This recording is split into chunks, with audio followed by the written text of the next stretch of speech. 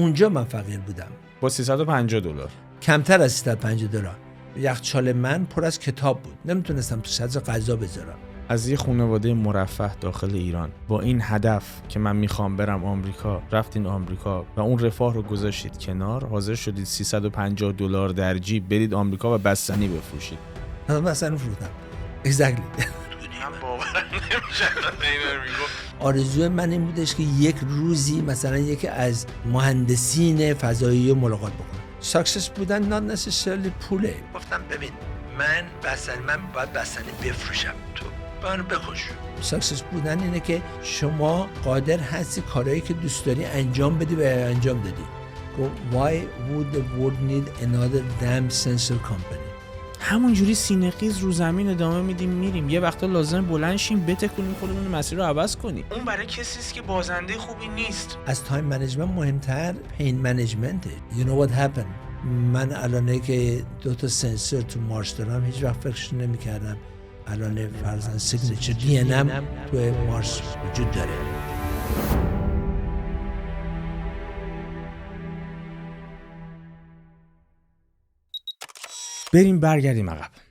برگردیم عقب. فروردین سال 1331 1 فروردین در محله منیریه که متولد شدید اگه اشتباه نکنم.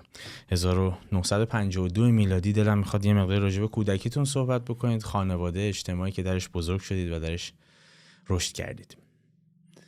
خیلی جالب. تا جایی که من میدونم در سدین به دنیا اومدم در یک منزلی که چند تا اتاق داشت و یکی از اتاقاش پدر بنده مادرم و بنده بچه سوم هستم. در اونجا به اصطلاح به دنیا اومدم. ولی اون امیریه منزلی هستش که در خاطر من منزل خیلی راحتی بود، خیلی بزرگ بود نسبت به بنده. اتاق خودمو داشتم از همون اولش و خاطره خیلی زیاد از اون منزل دارم. اولا منزل کاشیای خیلی قشنگی داشت. قبل از اینکه دوباره پدر من اون منزل رو ساختش خیلی قدیمی بود، زیرزمین داشت. بازسازی شده بود یعنی؟ نه پدر من بازسازیش کرد. درست. یعنی در اصل خرابش کرد و ساختش، ولی قبل از اون آثاری از قاجار اونجا بود، به اصطلاح کاشی ها و غیره اینا.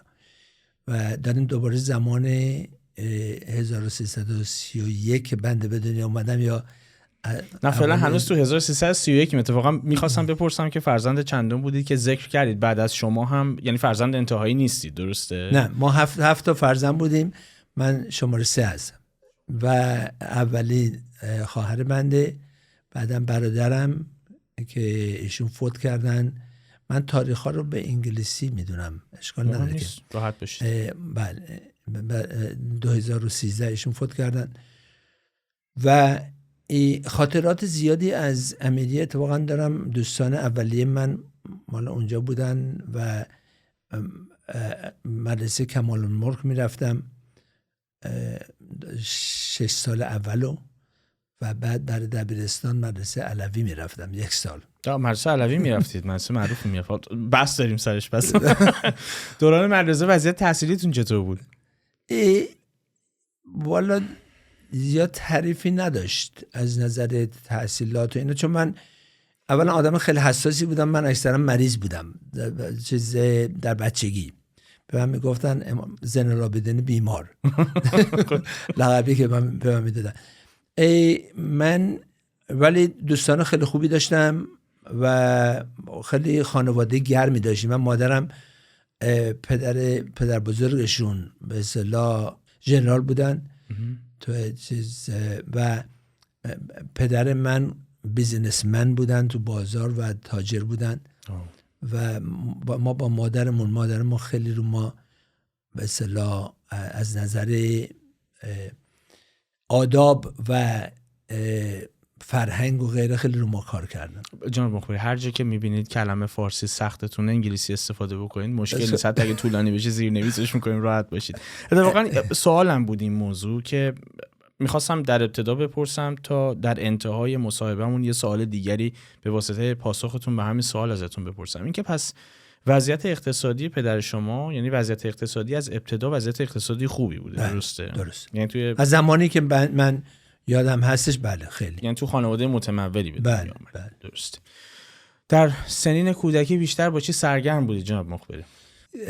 من و برادرم خیلی از به اصطلاح ایمیجینیشنمون استفاده میکردیم و ماشین چوبی داشتیم که میتونم بگم 7-8 ساعت با نخودچی کشیمش ماشین سرگرم بودیم.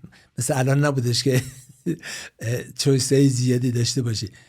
و ما خانواده گرمی داشتیم از همه نظر. در خانواده با همدیگه خیلی به اصطلاح رابطه خیلی خوبی داشتیم، هوای همدیگه رو خیلی داشتیم از همه نظر.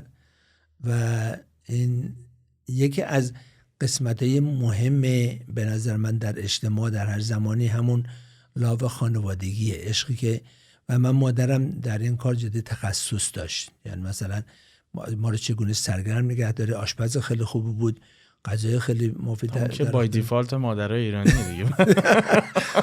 جدا مادر ایرانی خیلی خوب بود و ایشون برنامه‌های مثلا 20 سالی با ما میذاشت. از بچگی یادمه مثلا جایزه میداد، ما رو خیلی سرگرم نگه می‌داشتش که در منزل باشیم.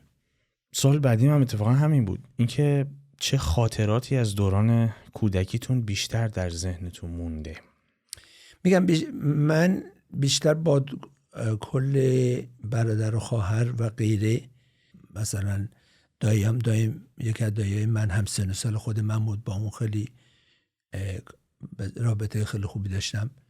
ما پدرمون رو خیلی کمتر میدیدیم، ایشون صبح زود میرفتن و شب نسبتاً به خاطر شغلشون که تاجر بودن سفرم فکر می‌کنم زیاد داشتن. بله داشتن بله. ولی روی هم رفته خارج از خونه خیلی بودن و جمعه ها بیشتر میدیدیمشون ایشون و بیشتر با مادرم بودیم. مادرم من اتفاقا خیلی ارتشی بود، از خانواده ارتشی می اومد و یه نگاه که میکنم ما حساب خودمون رو میدونستیم چیه. اونم بای دیفالت مادر ایرانیه. خب و من دلیل اینکه این موضوع رو خیلی به اصطلاح تاکید میکنم اینه که اون تربیت و یا توجه خاصی که در منزل به شما میشه خیلی در آینده شما حکمای بالایی داره. مثلا یکی از چیزایی که من بهش اعتقاد دارم انضباطه. انضباط ما هر روز صبح که مدرسه میرفتیم و تو صف میستادیم، مادر من ناخونامون و دستامون و یقمون رو همه رو چک میکرد و میگم خیلی البته خودشونم خیلی با انضباط بودن، صبح زود بلند میشدن، اینا خیلی اعتقاد داشتن به صبح زود بلند شدن، خیلی اعتقاد به حرکت داشتن و خاطره خیلی زیاد دارم از بچگی و بیشتر به اصطلاح مربوط میشه به داخل منزل. ما اجازه نداشتیم بریم بیرون اصلا بازی بکنیم، حتی دم در نمیتونستیم. اینو منم تجربه کردم متاسفانه. البته خب و یعنی همه چیز پکیج دیله، همه چیز پایانه خودشو داره، ولی از طرف دیگه طریقه نبودش که محدود باشیم که ندونیم چی کار بکنیم، ولی طریقه هم بودش خیلی پروتکتد بودیم، خیلی دیسیپلینی هم پشتش بود. دیسیپلین خیلی بود. دیسیپلین درست مثل یه سربازخونه تقریبا از خیلی نظر بود یعنی.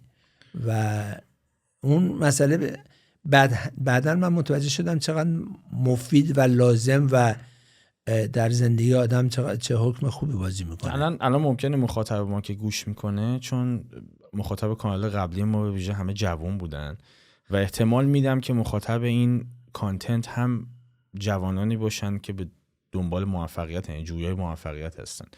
بنابراین فکر میکنم شاید براشون عجیب هم به نظر بیاد یه همچین موضوعی، ولی نسل من هم این موضوع رو تجربه کرده. الان یه مقدار متفاوته، الان خانواده‌ها مقدار آزادی عملی بیشتر به بچه‌ها میدن، ولی دیگه نسل شما که برگردیم عقب قطعا دیسیپلین خیلی جدی‌تر هم بوده.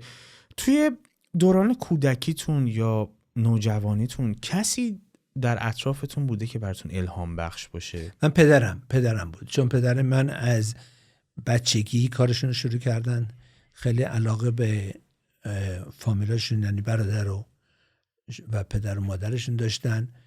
یه مقدار دینی بودن ولی غیر از اون بودن ایشون هم انضباط کاری خیلی یعنی اهمیت به خانواده میدادن. چندین شغل درست کرده بودن، کار درست کرده بودن یا و میتونم بگم پدرم بود. و هنوز که هنوزه الهام بخش با انرژی ایشون و با اینکه در 2001 فوت کردن ایشون، ولی کاملا هنوز انرژیشون من حس میکنم. علت این که این سوالو پرسیدم برای اینه که هر کدومون تو بچگی معمولاً یه شخصی اطرافمون هست که دلمون میخواد که شبیهش باشیم و خب این الهام روی ما تأثیرات مستقیم بلند مدت میذاره و اتفاقاً به سوال بعدی من جواب دادین در کلامتون، فکر میکنم. البته فرمودید که پدرتون با برادرها روابط خوبی داشت. آیا کسب و کاری هم که پدرتون راه انداخته بود، یعنی کسب و کار تجارتش، یه کسب و کار خانوادگی بود، یعنی افراد خانواده هم درش دخیل بودن؟ بله کار آفرین بود ایشون و 2 تا برادرش با ایشون کار میکردن و با بقیه برادرش هم شریک بودن. یعنی میدونی کار آفرین بود، یعنی چیزی که به فکرم میرسه و انترپرنور بود. یعنی از نظر اینکه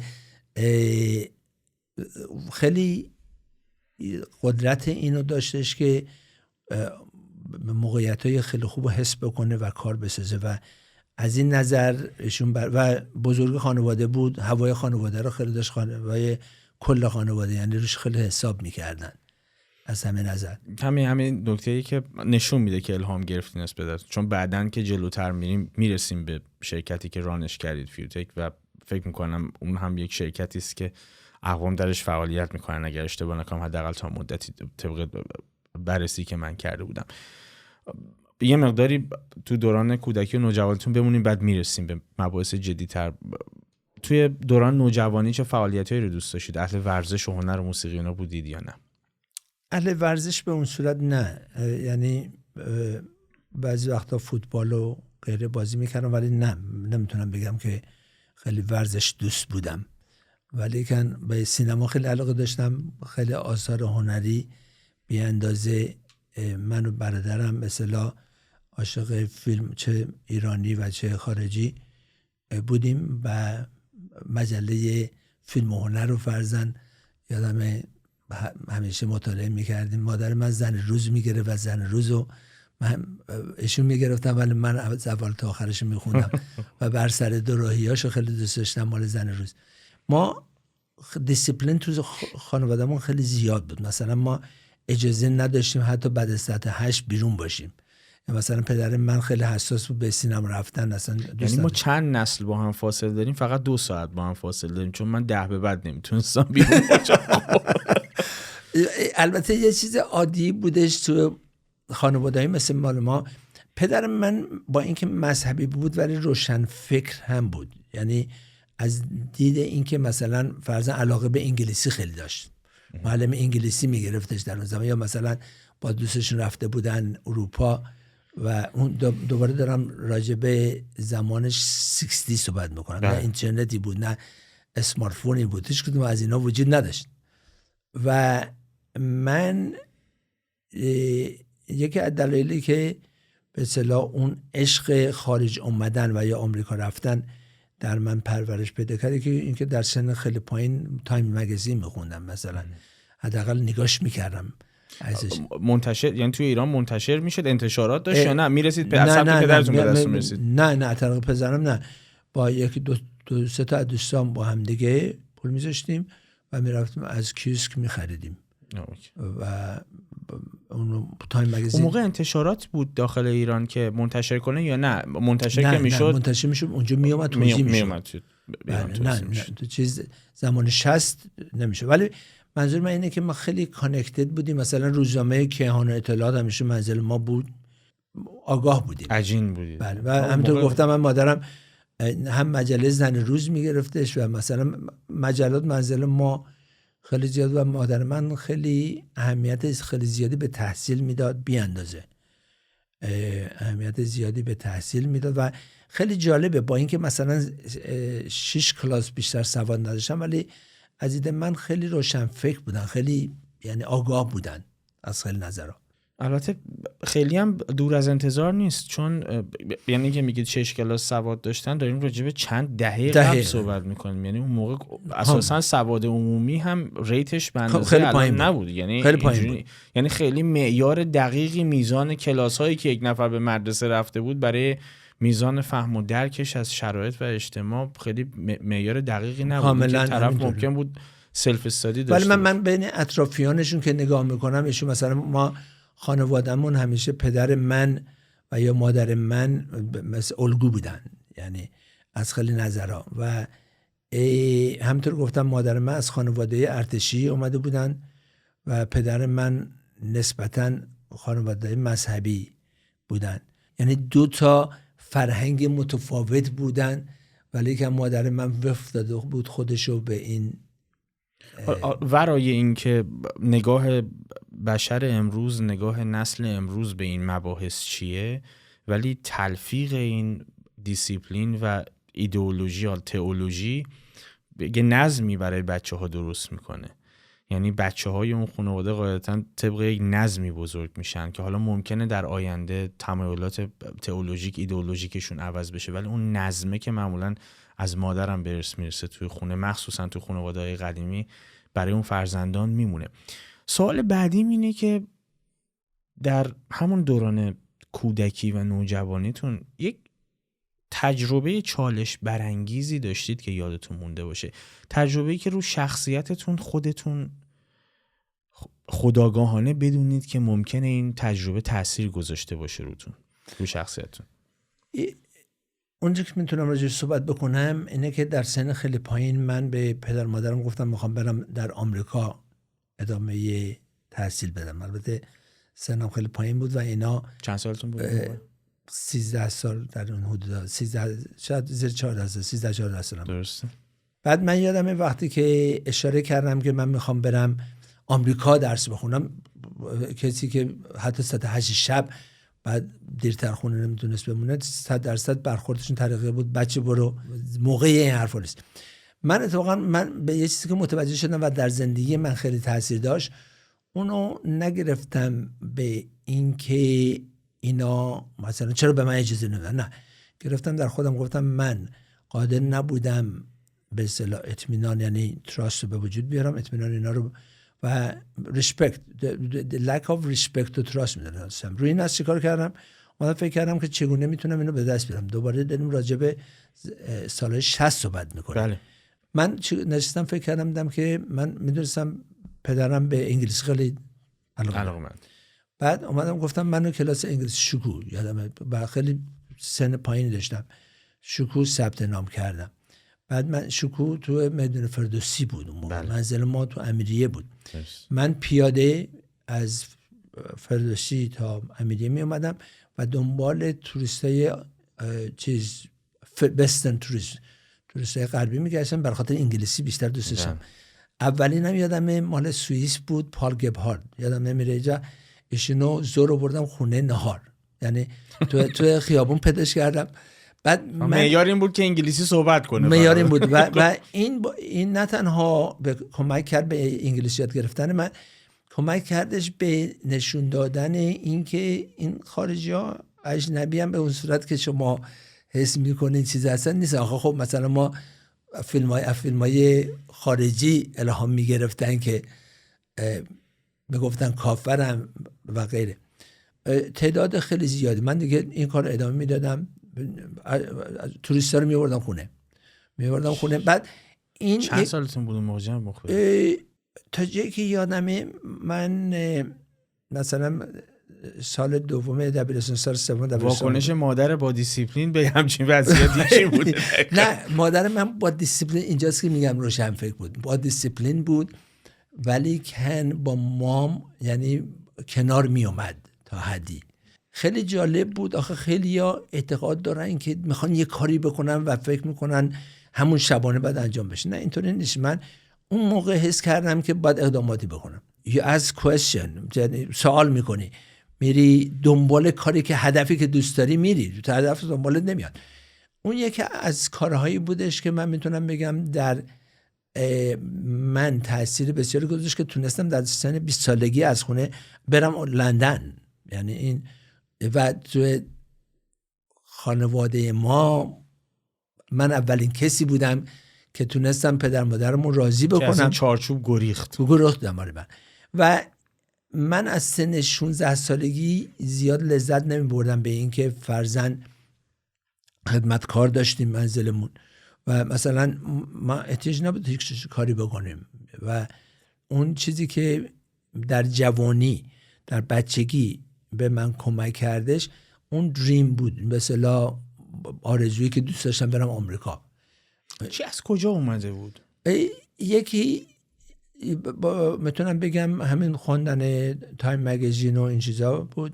یکی هم دوستانی که من داشتم در دبیرستان، آقای مهدی چمنزار دوست من بود، پدرشون که وکیل بودش و بعدش هم شدن سفیر در خارج از ایران و من با اینا رابطه یعنی فامیلی برقرار کرده بودم با اینکه دوست بودم خیلی.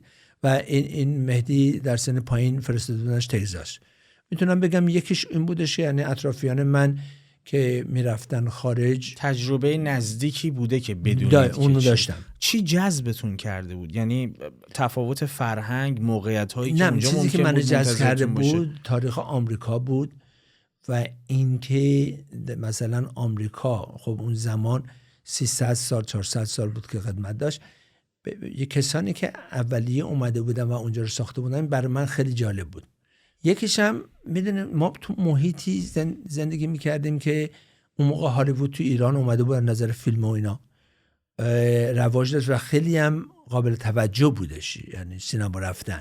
مثلا اون زمانی بودش که جیمز باند اومده بود و غیره اینا، برای ما نوین بود. مثلا من زمان بیتلا بزرگ شدم. دیگه اولین المان هایی که از غرب میتونستی دریافت بکنین سینماش بوده دیگه. سینما و موزیک بود و اینها چیزایی بودش که میدونیم مجموعه است، یعنی نمیتونم بگم یه المنت باعث شده بود و نمیتونی بشینی که موقعیت درست بشه، باید حرکت بکنی، بایستی you have to take action, you have to قدم اول باید برداری. مثلا پدر من هیچ وقت از لباس پوشیدن من خوش نمی اومد چون من با مد با مودی که از تایم مگزین میخوندید پیش میرفتید دیگه قاعدتا.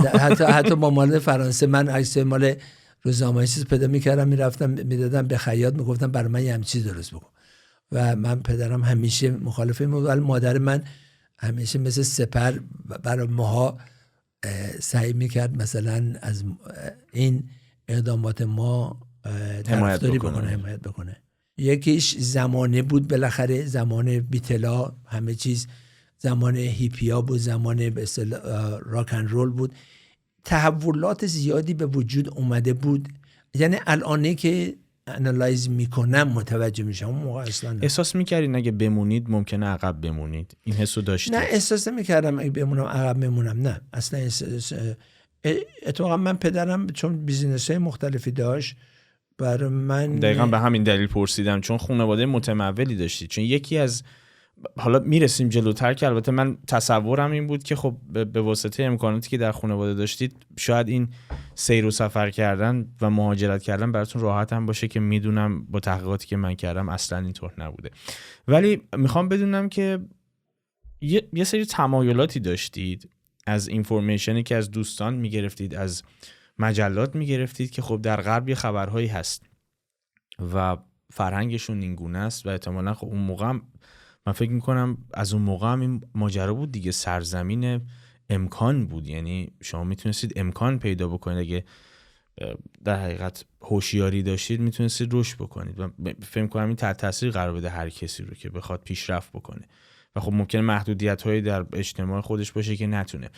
میخوام بدونم که این تمایلات به کنار، آیا به غیر از این تمایلات، به عنوان مثال فرزند یک خانواده مذهبی بودن و از اون ور فرهنگ دیگری رو دیدن که خیلی نمیخوام این مدل نگم، بهتر تناسبی با اجتماعی که درش بزرگ شده بودید، مخصوصا به ویژه خانواده‌ای که درش بزرگ شده بودید نداشت، این هم براتون جذابیت ایجاد کرده بود یا نه؟ جفت شما همینطوری که از طرف پدرم خانواده مذهبی بودیم، از طرف مادرم خانواده مذهبی نبودیم و جمع ازداد بودیم و من با داییام یا پدر بزرگم که پدر مادرم باشه خیلی خوب به اصطلاح کنار می اومدم.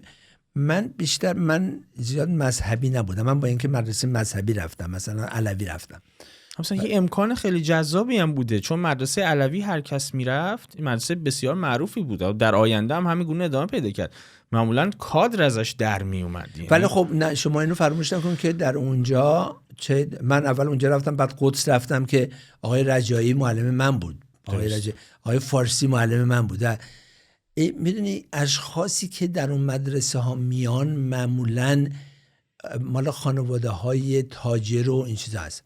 یکیش به دلیل مذهب اونجا میان، نمیشه اونو فراموش کرد. ولی از طرف دیگه من از بچگی، من اینطوری که مادرم میگفت، بچگی اولا مذهبی نبودم با اینکه مدرسه مذهبی میرفتم مثلا، و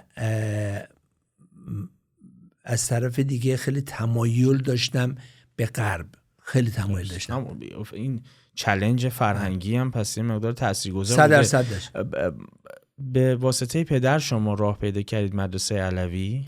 بله، به واسطه خانواده پدریم. درست. که پدرم، چون راه پیدا کردن به مدرسه علوی هم اونطور که میدونم خیلی ساده نبود، چون عرض کردم هر چی که میرفت جلوتر اشخاص مهمی در کادرهای حاکمیتی از اونجا در میومده. آقای حداد عادل دو تا رئیس کلاس از فرهنگستان ادب و هنر. میرسیم به نقطه‌ای که شما تصمیم جدی میگیرید برای اینکه برید. این دعوت کردن توریست ها به منزل و علاقه‌ای که به زبان نشون میدادید، فکر می‌کنم کم کم خانواده رو به این نتیجه رسونده بود که واقعا علاقه‌مندید، صرفاً حرف نیست. اون من اسمشو میذارم اون عشقی که داری بعد ادامه بدی. یعنی بچگی من عاشق این بودم برم آمریکا، یعنی ولی یه چیز دیگه هم دوست دارم قبل از اون اضافه بکنم، اینه که سال 68 بودش، 1968 بود که فضانوردان به اصطلاح آپولو اون موقع شروع شده بود. من عشق خیلی زیادی به فضا داشتم، یعنی اصلا یکی از هابیای من دنبال کردن این برنامه بود. 68 یعنی شما 16 سالتون بوده اون موقع؟ آره درسته. 68 16 سالم درسته. بعد 20 سال بعدش منظورم دریمه. من چیزی که میخوام تاکید بکنم اینه که لیمیتیشن همه جا وجود داره، شکی درش نیست، ولی اون چیزی که شما اعتقاد دارین، چون من همینطور گفتم من از خانواده مذهبی که خیلی پروتکتیو بودم، به طریقی که ما 5 دقیقه هم دم در خونه نمیتونستیم واسیم، یعنی و به هیچ شما تو کوچه نمیتونستیم بازی بکنیم. یعنی با این هم حال عشقی که پیدا میکنیم اون اگه دنبالش بکنیم، من همینطور گفتم سال 68 عاشق فضا بودم. آرزوی من این بودش که یک روزی مثلا یکی از مهندسین فضایی رو ملاقات بکنم.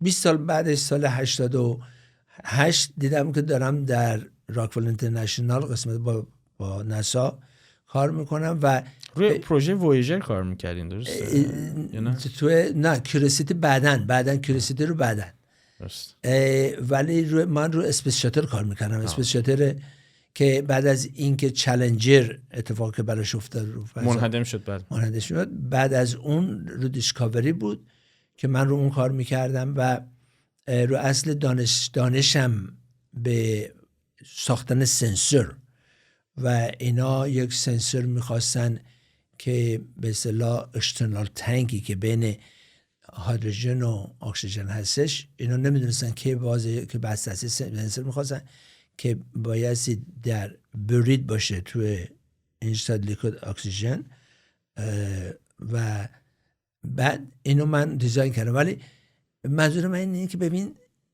اون عشقه، اون دریمه، اون ولی خب بعدش کار بکنی. یعنی این نیستش که بیاد سراغت.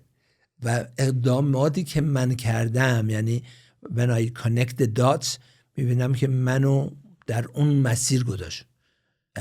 و مثلا یه چیزی که من خیلی بهش اعتقاد دارم، شماره 86400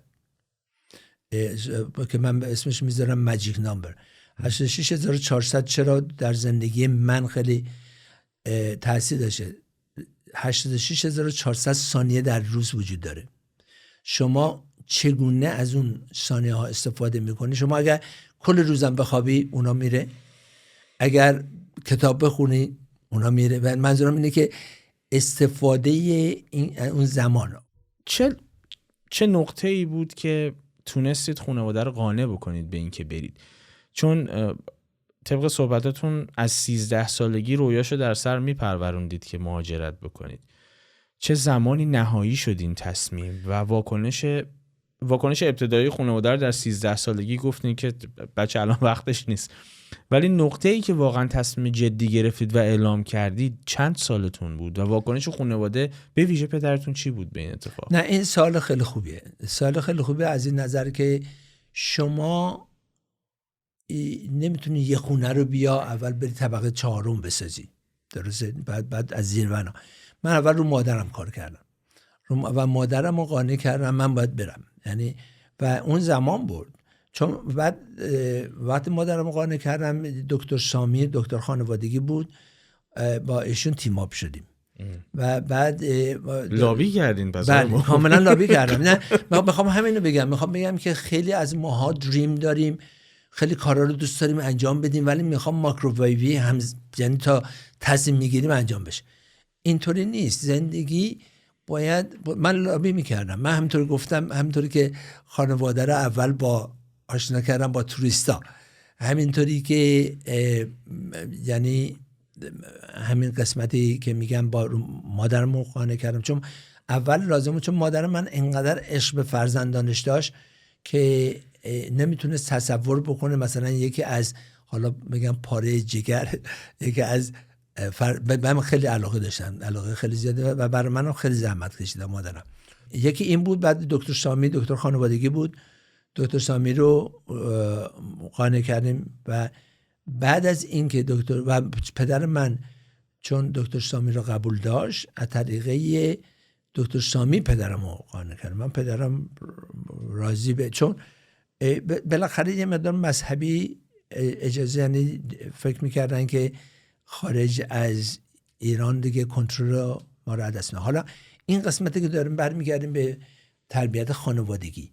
فرمودید که شما مادر رو راضی کردید و دکتر خانوادگی رو، و این هر دو پدر رو راضی کردن، درسته؟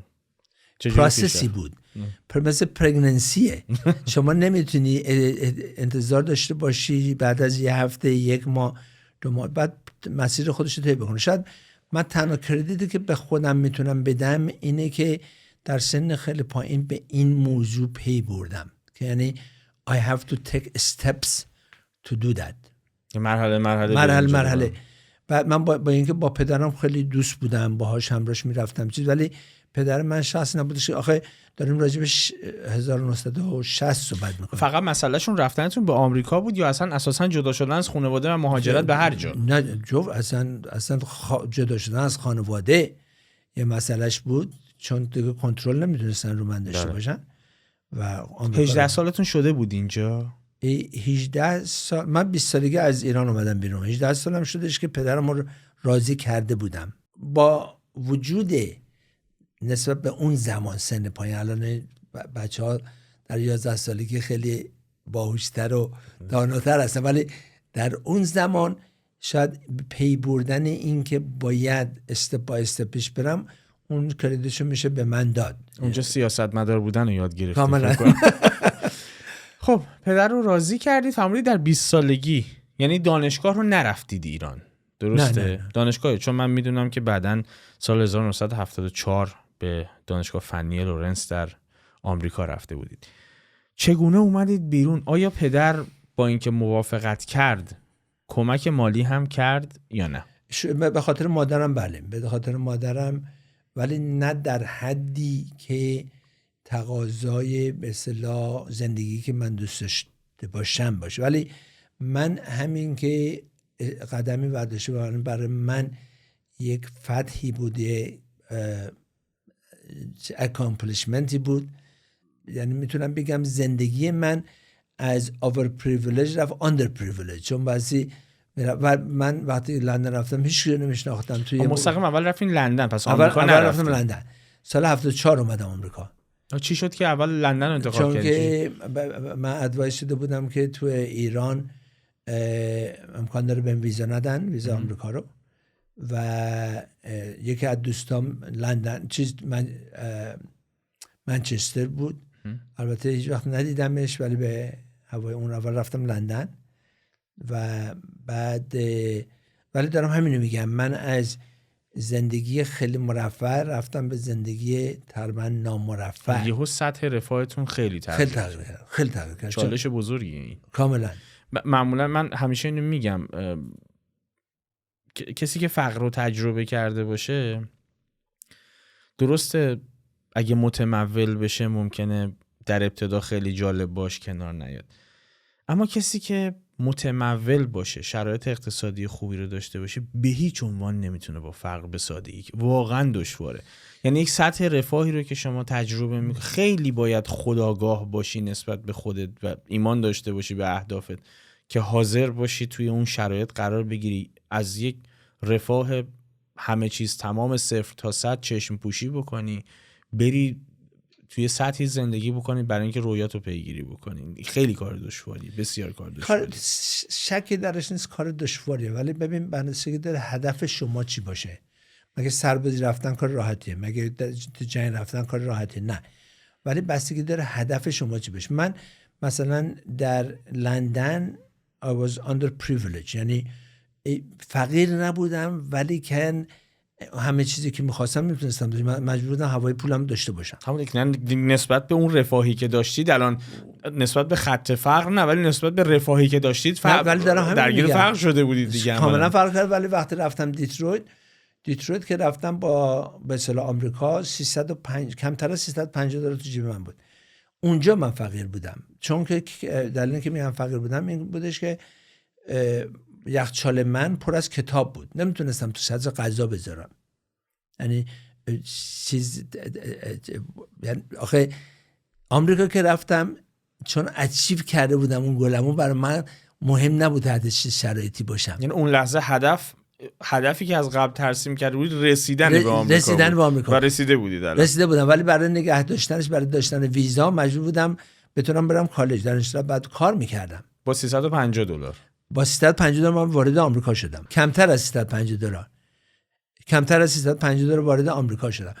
مثلا من بعد از اینکه یاد گرفتم که برم آشکریم بفروشم، که البته محله های خیلی خیلی خطرناک بعدم متوجه شدم که من رفته بودم اونجا و هر جایی که زندگی میکردم پالمر پارک جای خیلی. یعنی شما از یه خانواده مرفه داخل ایران با این هدف که من میخوام برم آمریکا، رفتین آمریکا، به این هدف رسیدید و اون رفاه رو گذاشتید کنار، حاضر شدید $350 در جیب برید آمریکا و بستنی بفروشید.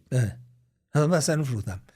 exactly. و نه، پوینتی که من میخوام بگم اینه که شما برای رسیدن به هدفت، ببین یکی از چیزایی که میگم برای اچیومنت، یکی تایم منیجمنت. تایم منیجمنت خیلی مهمه.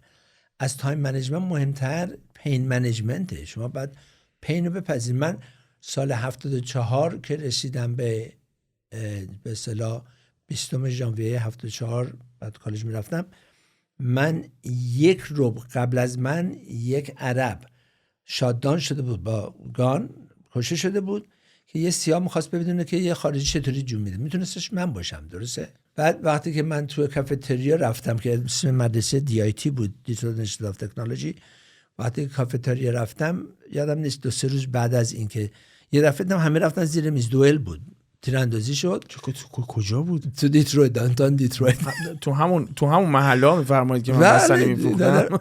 نه من محله های بدتر بستنی میفروختم. بعدا متوجه شدم محله‌ای که مثلا گراشه، حالا کسایی که تو میشیگان هستن نگاه میکنن، سال 74 تو پالمر پارک زندگی میکردم که بعدا فهمیدم یه جایی که زنده موندن خیلی خیلی سخته.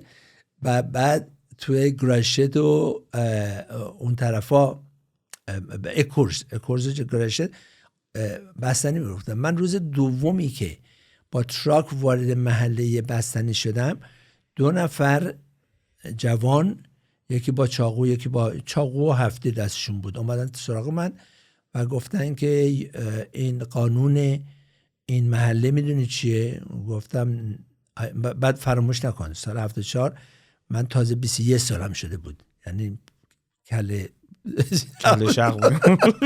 بعد نه آقای مخبری نبودید که اصلا از اون وضعیت و رفاه در نمی اومدید برید اون تو اون وضعیت که چه کاری بود. همین میگم. بعد اومدن به من گفتن که قانون این محله اینه که بعد به ما بستنی مجانی بده. گفتم ببین من باید بستنی بفروشم، تو منو بکش، تو میری زندان، منو راحتم میکنه راستش میخواد. ولی بعد تونستم با اینا کانکت بکنم به طوری که 2 روز بعدش اینا بادیگارد من شده بودن و صف جور میکردن. بعد محله که بود محله ولفر و اینا بود. من مثلا بخوام مثال نه حقیقتیه، اونجا من 40% درآمد رو به من برمی‌داشتن. البته بستنی و ماشین با اسمش گود هیومر بود. گود هیومر. من باورم نمیشه اینو میگو. بعد با من تو اون محله اونجا 200 بین 10 تا 240 دلار در روز فروش داشتم. خیلیه 240 در این سال 74 درسته؟ سال 74 سال 1974. نمیخوام برم جلو، استپ بای استپ بریم جلو همونجوری که گفتید، ولی میخوام مخاطب بدونه این الان سال 74 و شما سال 1982 یعنی 8 سال بعدش شرکت خودتون رو تأسیس کردید، درسته؟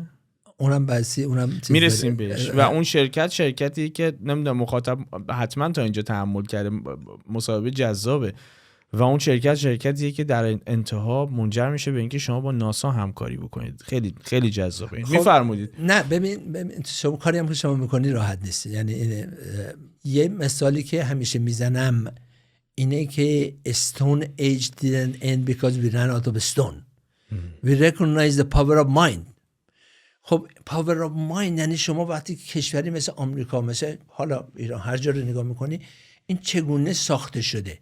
این بشره که جرأت کرده که به ریسک بکنه. ریسک تو همه چی وجود داره. مثلا سوالم این بود که شما ریسک، یعنی یکی از سوالاتی که نوشته بودم اینه که چقدر ریسک پذیرید. البته با اطلاعاتی که جمع کرده بودم از شما اینه که میدونم اگه یه کاری رو قصد انجامش رو داشته باشید قطعا براش ریسک هم میکنین انجامش میدید، ولی دیگه ریسکی بالاتر از این تو ذهن من نیست که شما از یک شرایطی خودتون رو رها بکنید و با 350 دلار برید به کشوری که مجبور بشید از رفاه دست بکشید و اونگونه تلاش بکنید برای چیزی که میخواید. من آرش خان یه چیزی باید به شما بگم. وقتی که شروع کردم به کار کردن، خب یه پولی رو سیو میکردم، به خودم اجازه دادم در ماه، البته 3-4 ماه گذشته بود از زمانی که هنوز داریم راجع به بستنی صحبت میکنیم. 74 سال بستنی فروخته بودم، پول سیو کرده بودم. درست. بعد تصمیم گرفتم ماهی 1 بار برم برگر کینگ و خودمو برگر کینگ خودمو مهمون بکنم. 3 تا 4 ساعت طول میکشید تا من یه واپر رو بخورم. چرا؟ چون نمیخواستم تموم بشه، چون نمیدونستم واپر بعدی کی میاد. میدونستم خیلی زود بیاد یا ما بعد. منظور من اینه که ببین اون قسمتیه که من اعتقاد، البته دارم هی بک اند فورت میرم، من حکم تارزان رو دارم، از این شاخه میپرم به اون شاخه. ولی ببین یه موضوعی که تو زندگی خیلی مهمه، خب زمان ما آیکیو خیلی مهم بود. آیکیو الان هر کسی که میتونه اسمارت فون استفاده بکنه هوشش بالاست. ایکیو خیلی مهمه، هوش هیجانی بله بسیار مهمه. ولی ایکیو خیلی مهمه که ایموشناله. ایکیو خیلی مهمه که هست ادپتیو و ادورسیتی کوشن. سیکیو خیلی مهمه که یعنی هست کنجکاوی، کیوریوسیتی کوشن. منظور من اینه که من بعداً متوجه شدم که اینا رو مثلا داشتم، اینا منو کمکم کرد. راستش بخواه باید بیشتر از 300-400 بار بعد میمردم. یعنی یه مثال بخوام بزنم، تو آپارتمانی که ما زندگی میکردیم من البته دوستم تو آپارتمان دیگه. چه سالیه 74. همون 74 که رسیدید دترویت فرمودید. دترویت. بله. 6 مایل وودورد، اگه کسی مال اهل دترویت باشه اونا میشناسن. پالمر پارک و 6 مایل وودورد. من رومیت من امیر بازرگان البته 2 سال پیش فوت کردن. رومیت من هاستج گرفتن تو تو آسانسور، ولی تونست بیاد به طریقه زندمون اومد، ولی اون چیز فراری بود تو ساختمون ما اومده بود. پلیس می اومد میگفتش که درا رو کسی باز نکنه، یه قاتل با هفتیر تو چیزه. با تو صبح میشستیم کتاب میخوندیم یا اینکه اسپاگتی با آب لیمو میخوریم، چند چیزی بوده که میتونیم سوار بکنیم.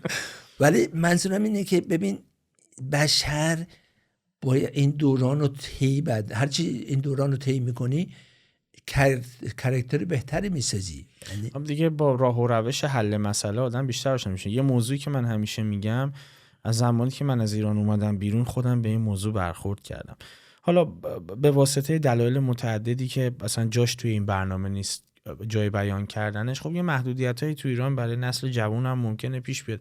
برای کسب و کارها به هر حال امکاناتی که ممکنه بیرون باشه نیست، نه که نباشه، هنوزم بچه‌ها اونقدر فعال هستن تو ایران که استفاده میکنن، یعنی از هر امکانی خودشونو بالا میکشن، ولی به واسطه اینکه مجبورن برای همه چیز یه راهکاری پیدا بکنن، یه مقدار انگار که مشکل حل کن بار اومدن بچه‌های ایران.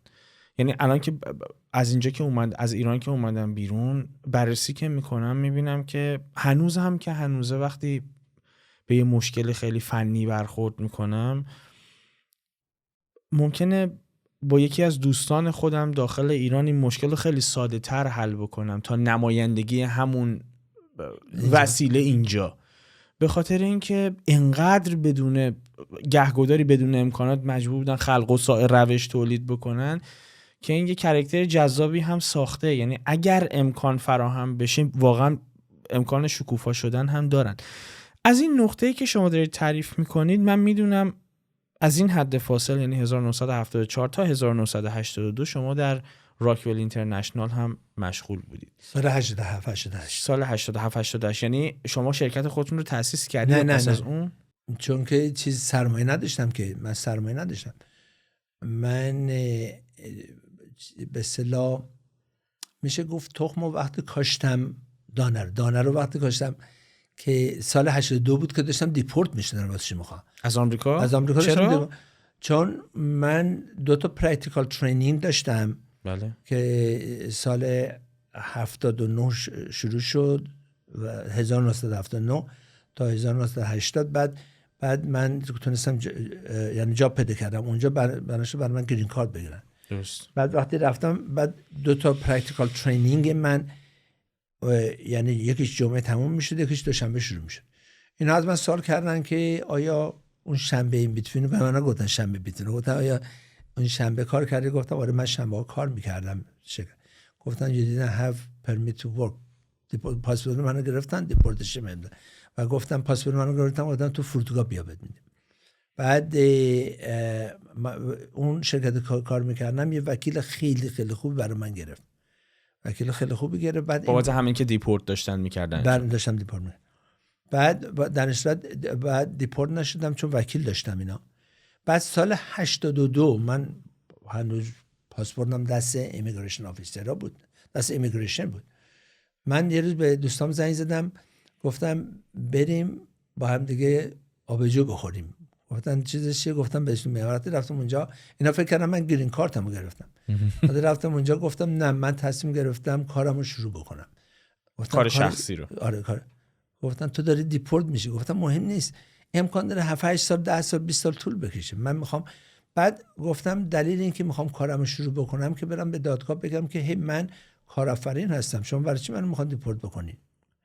بعد البته من سال 83 تونستم گرین کارتو گرفتم به وسیله تلاشی که اون شرکت کرده بود. ولی الان که نگاه میکنم میبینم که چقدر خوبه این کاری که من کردم. مثلا الان خب ما نزدیک 160 تا کارمند داریم، ما تا به حال لیاف نکردیم.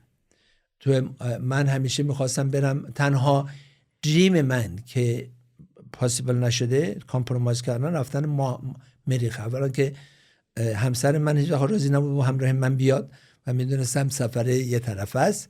کاوشگرشو که الان همکاری کردید با کاوشگرش، حالا نوبت خودتون هم میرسه. بعد ولی همه دریمای دیگه هم نسبتاً بهشون میرسیم، در انتها بهشون میرسیم. سوال من اینه که چطور تونستید با این مقدار محدود پولی که ذخیره کرده بودید، سیو کرده بودید، پایه یک کسب و کار موفق رو بنا بکنید؟ البته میدونم همه چیش پول نیست، میخوام این پروسه رو برام یه مقدار شرح بدید، میخوام مخاطب باش آشنا بشه بیشتر. پول جزئی از اکویشن نیست ولی همه چیز نیست، با شما موافقم. من قدرت این که پارتنر به فاینانشل داشته باشم داشتم ولی نمیخواستم، چون که پارتنر فاینانشل فقط دنبال منفعت میگرده. بله. یعنی پولش باید 100% به نتیجه برسه. توانایی خریدن خونه رو نداشتم و تنها خونه‌ای که میتونستم کوالیفای بشم اون موقع مثلا 80-90 هزار دلاری بود که وجود هم داشت، ولی اومدم یه خونه رو پیدا کردم 240,000 دلار. ولی بعد تمام سیوینگامو استفاده کردم و اونجا رو خریدم به هر ترتیب. همون سال ازدواج کردم، ولی همسر من که دخترم من بود ایران بود. من اون موقع راکول کار میکردم. یعنی شرکت خودتون تأسیس کرده بودین؟ نه، شرکت خودم رو شبانه روش کار میکردم. من سال 85 وقتی رفتم کالیفرنیا از طریق یه شرکتی به نام ترانسدیوسر اینکورپوریتد رفتم. درست. یعنی اونجا جاب روزانه داشتم. درست.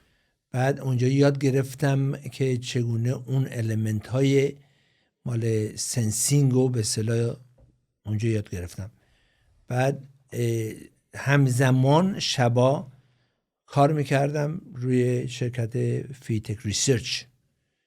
بعد سال 88 راکول بودم و اون موفق شده بودم اون چیزو سنسوری که برای بهش میگفتن کرایوجنیک سنسور، یعنی سنسوری که در زیر تمپرچر پایین بتونه کار بکنه. درست. در دمای پایین. در دمای پایین. اونو درست کردم از سال آگوست 88 تقریبا میتونم بگم که فیوتک فول تایم. یعنی شما راکول رو رها کردید سال 88؟ هنوز در راکول بودم تا 89. راکول بودم اوایل 89. ولی دیگه فیوتک داشت جدی میشد. بله. و حوزه‌ای که فیوتک رو بنا کردید حوزه فعالیتش چی بود؟ از همون ابتدا میدونستید که قرار سنسور تولید بکنید؟ خب یکی از کار تخصصی من سنسور بود، ولی با اون شروع نکردم. من تونستم یه سفارشی توی بهش داتا اکوزیشن که به اصطلاح اون موقع ویزیکل استفاده میکردم یاد گرفته بودم چگونه مثلا تست داتا رو لایو بفرستم توی اسپردشیت. اون موقع ویزیکل بود، هنوز اکسل وجود نداشت. سال 88 درست. یه کانترکت اونطوری گرفتم 25,000 دلار. بعد میز نداشتم، روی زمین میشستم مینوشتم. یعنی منظورم اینه که شرایط کاملا اصلا مناسب نبود. همون نکته‌ای که من می‌خواستم بهش اشاره بکنم دقیقاً همین موضوعه. این که به واسطه سوشال مدیا که امروز رشد کرده همونقدر مردم میتونن خوب کانکشن بگیرن با همه جای دنیا، نیازی نیست خیلی چالش داشته باشن برای اینکه بدونن در غرب و شرق عالم چه خبره، ولی به همون میزان هم محتوای سطحی درش زیاده. و متاسفانه برخوردی که من داشتم با یک مفهومی به نام موفقیت که اصلا منو واداشت که این اینترویو ها رو راه اندازی بکنم، سعی بکنم که افراد موفق رو پیدا بکنم و باشون مصاحبه بکنم که شما دعوت بنده رو به عنوان مهمان اول پذیرفتید، اینه که مخاطب یه موضوعی رو درک بکنه. موفقیت امکان پذیره ولی ساده نیست. چون این موضوعی که من دارم بیان میکنم احتمالاً شما خیلی ممکنه به واسطه مشغلتون تو شبکه‌های اجتماعی فعالیت نکنید. بسیار مخصوصاً در کانتنت فارسی متاسفانه که با پکیج های 7 روزه 10 روزه 100 روزه شما میتونید کسب و کار را بندازی پول. اصلا اینجوری نیست. یعنی یه نفر با این دید وقتی میاد ورود میکنه به کسب و کاری نتیجهش چیزی جز شکست نخواهد بود، چون متوجه این موضوع نیست. من نمیخوام ناامیدانه راجبش بحث بکنم، من دلم میخواد اتفاقا مخاطب امیدوار بشه، حتی اگر در شرایطی زندگی میکنه که خیلی محدودیت داره، محدودیت اقتصادی داره، محدودیت اجتماعی داره، محدودیت تکنولوژیک داره، همه اینا قابل درکه، باز هم امکان پذیره ولی سخته.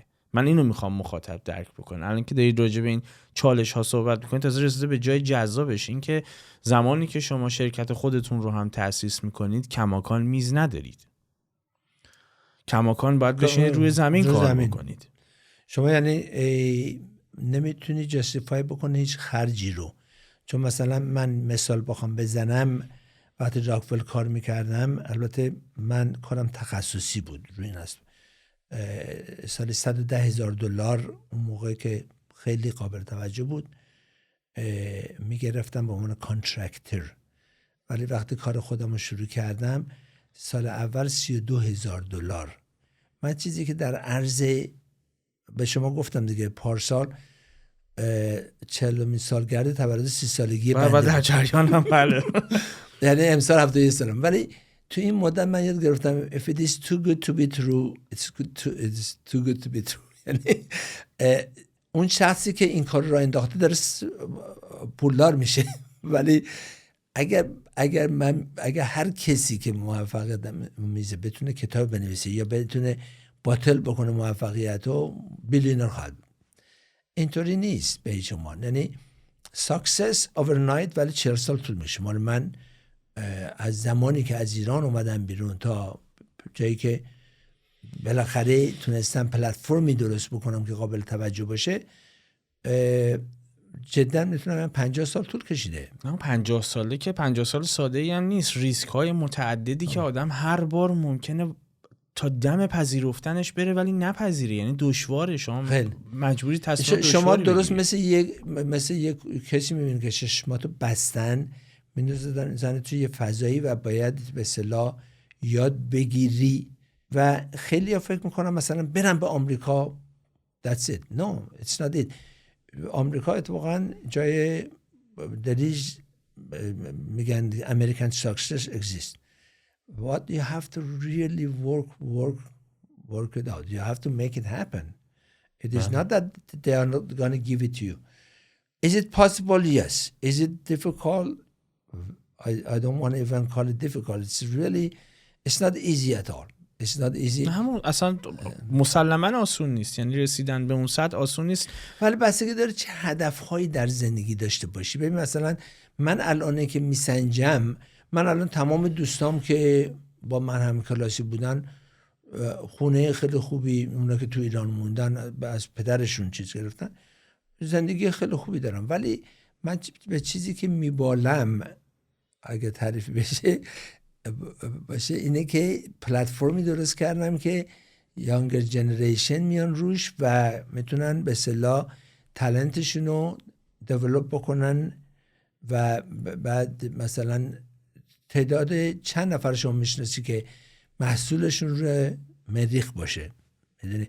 یعنی منظورم اینه که اون اکامپلیشمنت هاست و اونی که به خانواده‌ای به اصطلاح جوانهایی امکانات دادی که رشد بکنن، اون برای من ارزش خیلی بیشتره. سوالات هم این بود که چه انگیزه هایی شما رو در طول این مسیر متمرکز نگه می‌داره و بهتون قدرت میده که کماکان ادامه بدید. شما الان 71 سال رو تموم کردید، ورود کردید به سال 72 زندگیتون. چه انگیزه‌ای هنوز شما رو هول میده؟ چه انجین، چه موتوریه؟ من 30 سال دیگه اعلام میکنم که میخوام ریتایر بشم. اون زمان یعنی 30 سال دیگه میشه 100 خورده سال. منظورم اینه که yes, America did help me out, there is no doubt, but you don't have to be in America to be successful. میتونی هر جای دنیا باشی. اون مایندسته، اون به اصطلاح طریقی که فکر میکنی. یه کتابی هست به نام ریچ داد پور داد که شما میتونه پدر ریچ باشه ولی پور مایندد باشه، میتونه پدر پور باشه ولی ریچ مایندد. ایلان ماسک 40 سال پیش محتاج $500 بوده و برام میریزه، ولی الان میشه گفتش که از ثروتمندترین. من فکر نمی کنم هیچ وقت فکر اینو کرده بود که من میخوام بیلیونر بشم. نه، اونا همراهش اومده بود. نه، مایندستش اون مایندست خیلی مهمه.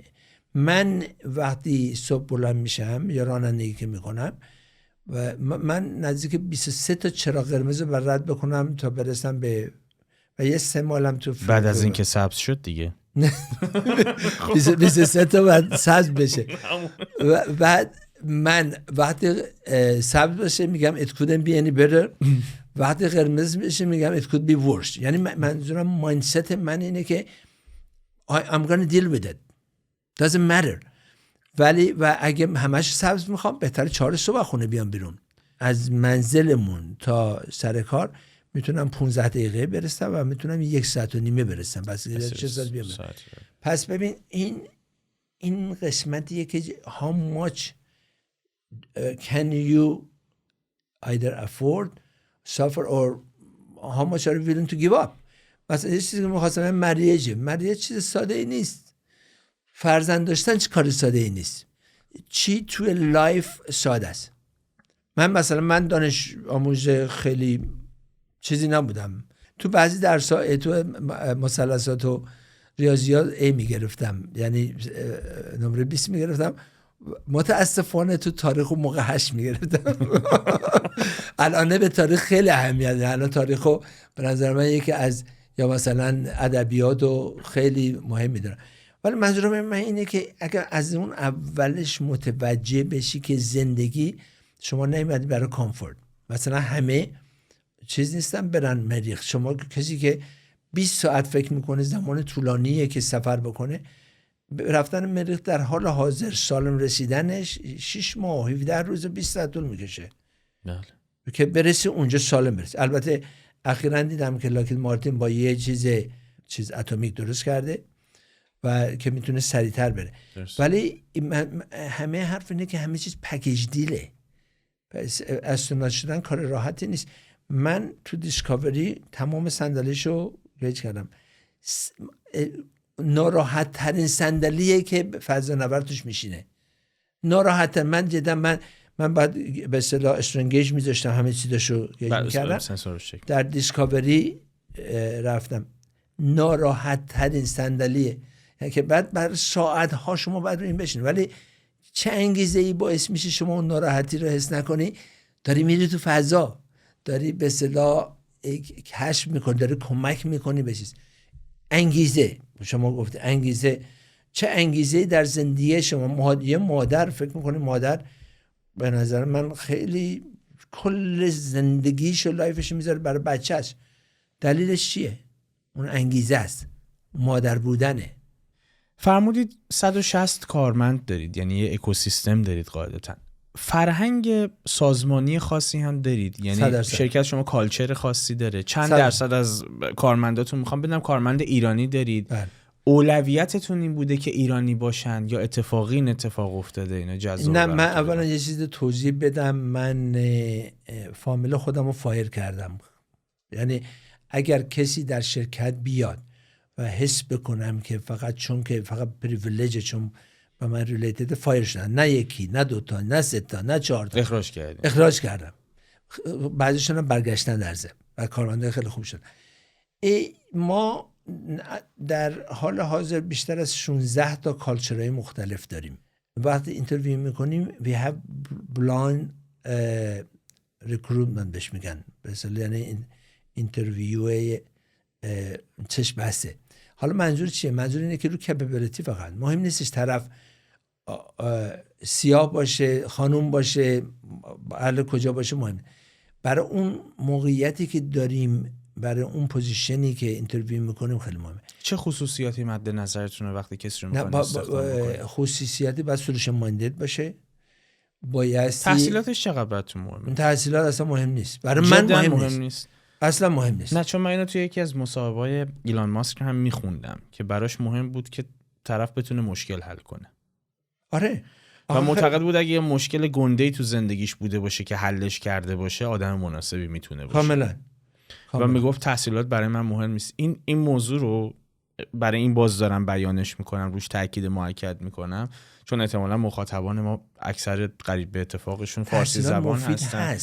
و داخل ایران نه، اصلا یه چالش عجیبی است. یعنی داخل ایران وقتی کسی دنبال کار میگرده، با این مسئله دست به گریبان هست. بله تحصیلات اول کمترین چیزی که میتونه نشون بده به یک کارفرما، به یک کارآفرین اینه که این آدم توانایی این رو داشته که در سالیان درازی یک نظمی رو حفظ بکنه که یک مطلبی رو فرا بگیره.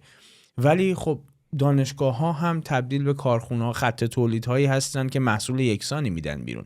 خود اون فرد مهمه، اینکه چقدر قابل اعتماده، اینکه به قول شما چقدر بلد مشکل حل کنه. برای همین این سوال پرسیدن برای مخاطب قطعا جذابه که اون علاقه داشته باشه برای کاری که انجام میده، علاقه داشته باشه و اون خیلی مهمه. به اصطلاح یعنی پشنت باشه، یعنی مهم نیست چی کار میکنه. من شخصا سی او شرکت هستم، فاندر شرکت هستم، سی اف او شرکت هستم، سی ال او شرکت هستم، چیف لیسنینگ آفیسر.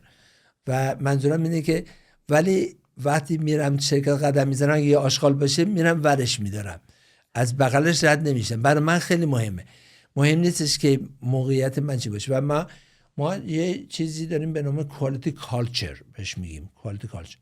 یکی از کارمندای ما با شروع کردن صادر کردن، اسمبلی کردن سنسورها شروع کرد. الان یعنی با یک خانم دیگه هد دیپارتمان هیومن ریسورس اچ آر هست و رو اصل اتیتودشه، رو اصل اینه که و آدم پرابلم خیلی داره ولی تو هر قسمتی ما گذاشتیمش خیلی خوب کار کرده. ببین اون کوالیتی کاره، اون عشق به کاره. برای یه کار شخصی شما حاضر تو صبح بیدار بشینی و کاملا هوشیار هستی. و چگونه است که سر کار میری باید به پول بدن که کار بکنی. متوجه. ولی قسمتی که من میخوام بگم الان تو آمریکا کار عوض کردن یه چیز عادیه بین به اصطلاح به خصوص نسل جدید. ما در شرکت ما اشخاصی داریم 28 سال 29 سال 26، یعنی تعداد بالای 20 سال داریم که در شرکت هستن. فرمودید چند درصد از کارمندانتون ایرانی هستن؟ ایرانی من برادرزاده هم هستن که ستاشون خیلی هم خوب. یکی دیگه شریک من هستش نوید و یکی فرشید ملاقات کردی. فرشید فامیل من نیست ولی فرشید ایرانی هستش. ایرانی داریم نزدیک از 160 نفر. شاید یکی از بهترین کارمنده من همسرم بود، زهره مخبری و ایشون البته الان دیگه البته بعد از ایشون من بپرسم که شما هم کارفرمای خوبی بودی یا نه؟ نه من نبودم 100%. من کلی کار یاد گرفتم و تا سال خوبیه. ما در حدود 7 تا 8 ایرانی داریم ولی البته متاسفم این حرفو میزنم، من خیلی حساسیت به هایر کردن ایرانی‌ها داشتم. چرا؟ چون خیلی توقع بیجا دارن، یعنی میدونی و داشتم کارمندی که اینطوری بودن. من اتفاقا یکی از کارمندام ایرانی بود، معرفی شده بود به من و من هزیتنت بودم. بعد از اینکه رزومه‌شو خوندم خیلی مشتاق دیدارش شدم. اومدن و مسترشون رو از چیز داشتن تو کنتیکا. وقتی باش صحبت کردم دیدم اصلا she's qualified for what we want. She was a really good employee. She's not with us any longer. She left us. ولی گرین کارتشو اونجا گرفت و خیلی خیلی خوب بود. ولی متاسفانه خیلی ها توقعشون کالیبریت شده نیست، یعنی به جا نیستش.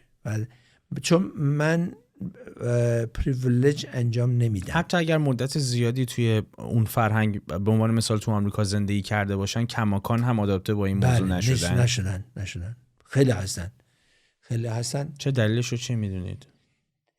خب ایرانی‌ها آدمای خیلی باهوشی هستن و حس میکنن. مثلا یکی از پرابلمایی که من داشتم با ایرانی‌ها که حتی یکیشون فامیل من بود و این بودش که اینا چون مستر داشتن انتظار داشتن آفیس مخصوص داشته باشن و اون کسی که فرزند مستر نداره چرا من به اون احترام میذارم. اولا از من خیلی ایراد میگرفتن چون من با کارمندا مهم نیست در کجا کار بکنن رابطه خیلی خوبی دارم. اوپن دور پالیسی داری؟ کاملا اوپن دور پالیسی دارم، ولی دو رو مثلا اگر بتونی ازش بیا تو بدون اجازه میتونی، یعنی درم اتیش بزنه، ولی اگر لاش بحث باشه بعد در بزنی بیا تو. ولی تا بازم بعضی حتی هستش که میتونی بیا. من اتفاقا تو کامیونیکیشن خیلی اعتقاد دارم. یکی از کارهایی که خیلی نوینه بنده انجام میدم، احتیاج نیست چالش شما رو تو لایف بدونم، شما بالاخره انسانی و چالش داری، نه، ولی آیا چالش یا کمکت میتونم بکنم که پیشرفت بکنی. مثلا الان کالج رفتم، ما پول کالج رو کاملا میدیم برای کارمندا، برای کارمندان خودتون و حتی در رشته‌ای که مال مربوط به ولی دوست دارن یاد بگیرن و به درد چیز بخوره، حتی اگه اون رشته مربوط به کمپانی شما نباشه، اگه نباشه ولی تکنیکال باشه، ولی تکنیکال باشه 100%.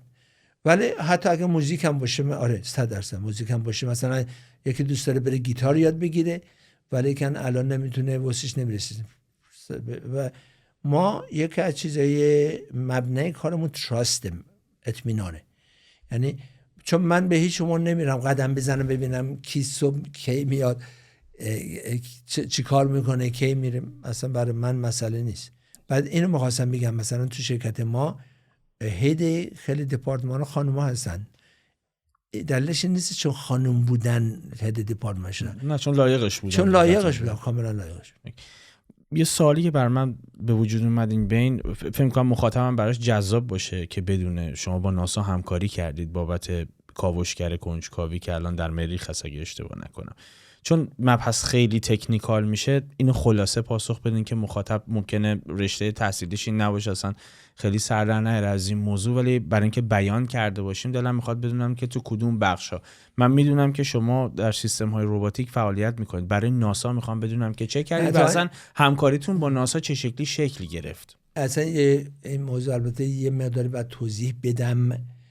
یه سنسور این لاین میدونی که اونا باید نمونه برداری بکنه، کار کریوسیتی کنجکاوی. بله، کنجکاوی از سال 2012 تو مریخ لند کرده. بله. و بالای 10 سال هستش و یه سنسور داریم که این لاین موقعی دریل کردن، یه سنسور داریم که 6 تا بهش میگن 6 دیگری فریدم، یعنی میتونه فورسای ایکس وای زی و یا مومنتای ایکس وای زی رو میجر بکنه که به اصطلاح تو آرم ربات هست که ربات منوال. ولی چگونه شدش گرفتیم مثلا خیلی جالبه. من سال 2001 بود که یک انجینیری مال ناسا لنگلی به نام آلن گیلکور به من زنگ زد، گفتش که من سنسور کرایوجنیک یعنی زیر دمای پایین. چه سالی؟ 2001 درسته. البته من چون اون موقع هنوز فعالیت تو سرز I work many different hats. بعد زنگ زد گفتش که من این سنسوری میخوام که باید در لیکوید هلیوم دمای خیلی پایینه باید دووم بیاره و کار بکنه و مقدار نیرویی که میخواستید بکنه 15,000 پوند بود، ولی خیلی به اصطلاح کوچیک کامپکت. بعد من به حرفش گوش دادم، گفتم sure I can do it. بعد گفتش که تجربه تولید همچین چیزی رو داشتین قبلش؟ تجربه اونو نداشتم، ولی تجربه کرایوجنیک رو تو ناسا تو راکول به دست آورده بودم. تو راکول. بعد برای من شدنیم. بعد 2 هفته گذشت. 2 هفته بعد قیمتم بهش دادم، گفتم در این حدود چند تا میخواد، تعدادی که گفتش بهش قیمت دادم. بعد 2 هفته گذشته بود زنگ زد، بعد گفتش که من 6 تا شرکت زنگ زدم، شما نمبر 3 بودی. You are the only one who says you can do it. گفتم که you know what happened. گفتم قیمت 3 برابر شد.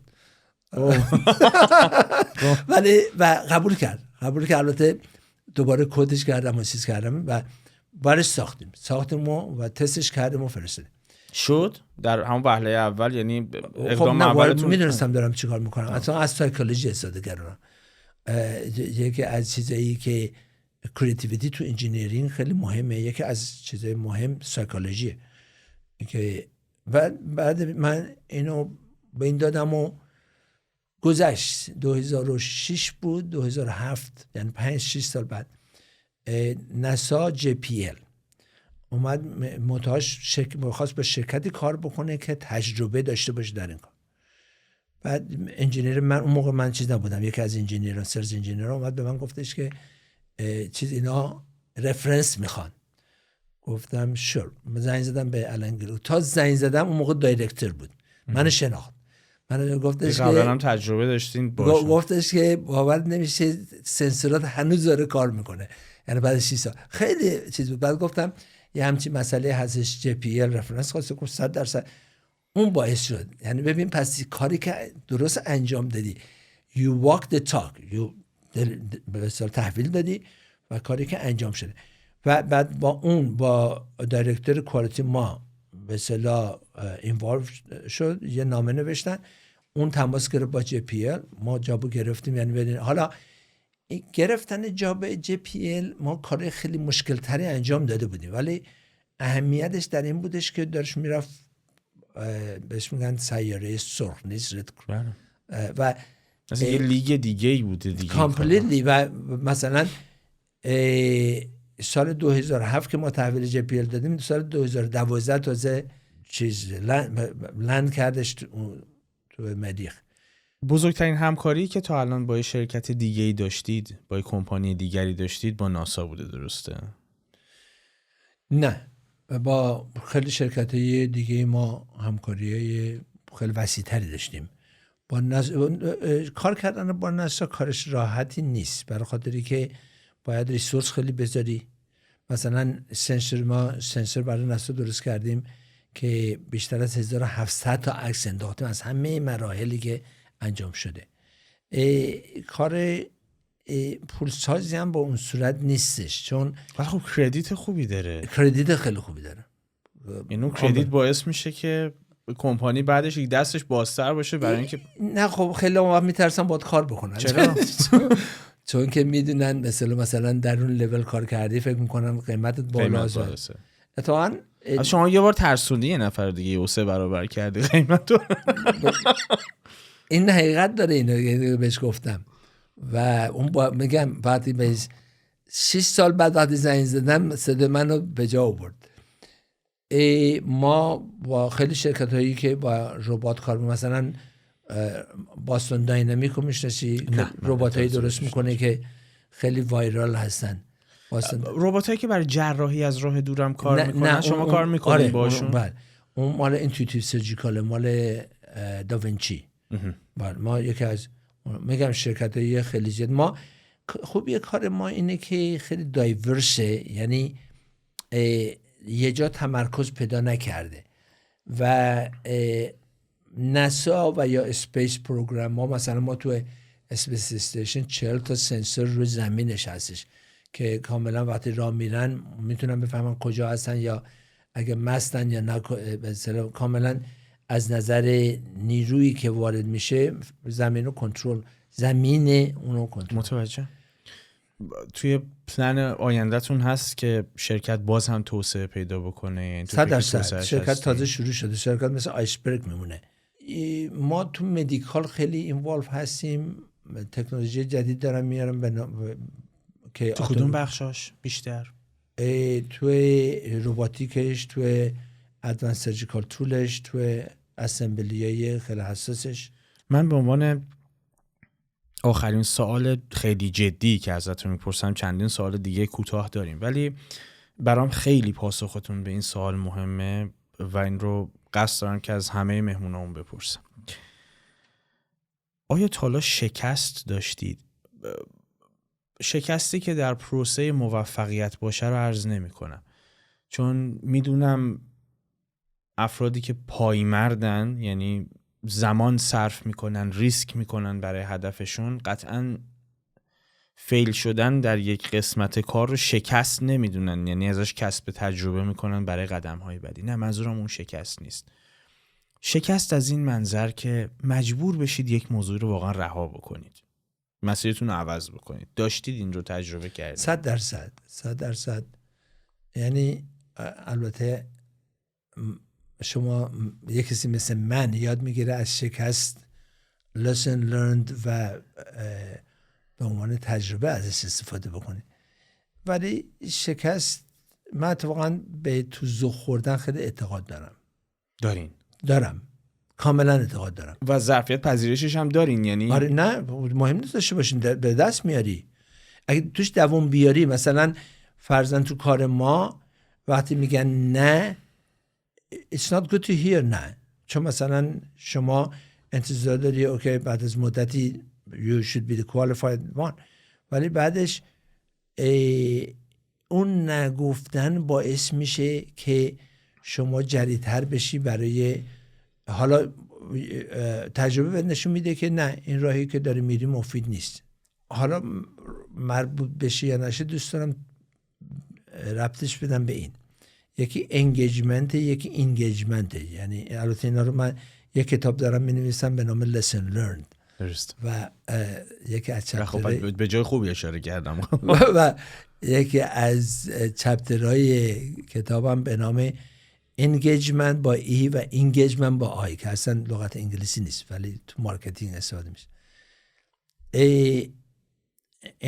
engagement وقتی که شما مثلا بهترین مثالی که بخوام بزنم، رفتی توی یه رودخونه واسدی، دمای آبو میدونی، عمق اون رودخونه رو میدونی چقدره و اون جریان رودخونه رو میدونی چه، یعنی کاملا آگاهی کاملا انگیج هستی، آگاهی.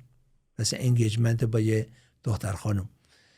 انگیجمنت وقتی البته چون بنده مرد هستم خواهش میکنم مثلا همه فهم زدین نه ولی انگیجمنت با آی یعنی شما با جریان پیش بری، یعنی شما تو اون رودخونه وقتی انگیج با آی میشی که اون مسیر رودخونه رو طی بکنی که به سنگ میخوره، امکان داره آب بیفته، به دو راهی برخورد میکنه که یکیش میتونه به مرداب بره یکیش به چگونه تصمیم میگیری اینا.